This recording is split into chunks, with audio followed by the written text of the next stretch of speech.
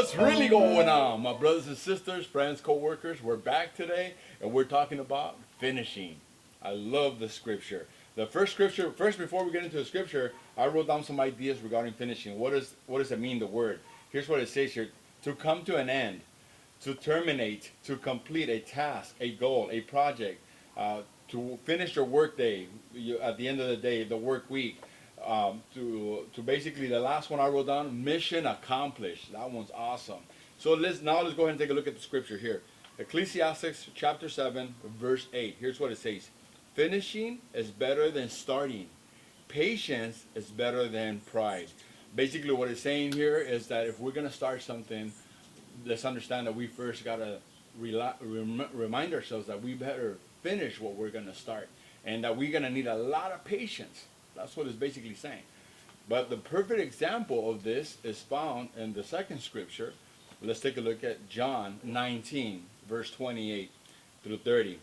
Jesus knew that his mission was now finished, and to fulfill scripture, he said, "I am thirsty." A jar of sour wine was sitting there, so they soaked a sponge in it, put it on hyssop branch, and held it up to his lips. When Jesus had tasted it, he said, "It is finished."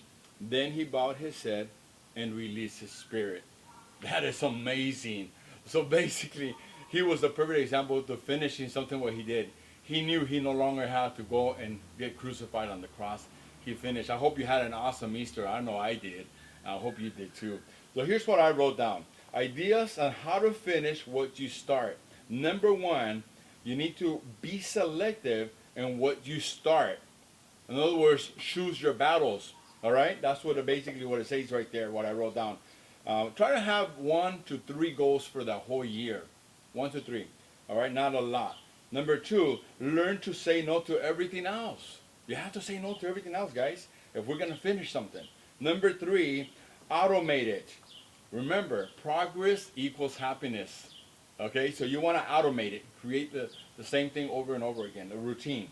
Number four, create a habit, which has been proven to be a 66 days from start to finish. Remember that. And then number five, be passionate about it. It's like Jesus. He gave his whole life for us, right? He finished what he started. Be passionate about what you start.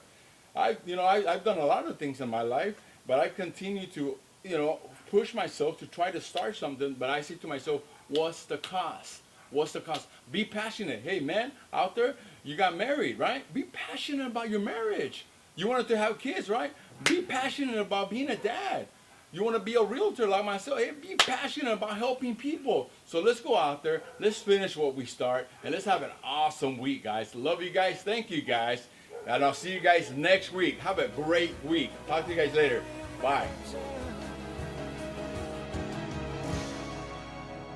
I can only imagine when all I would do is forever worship you.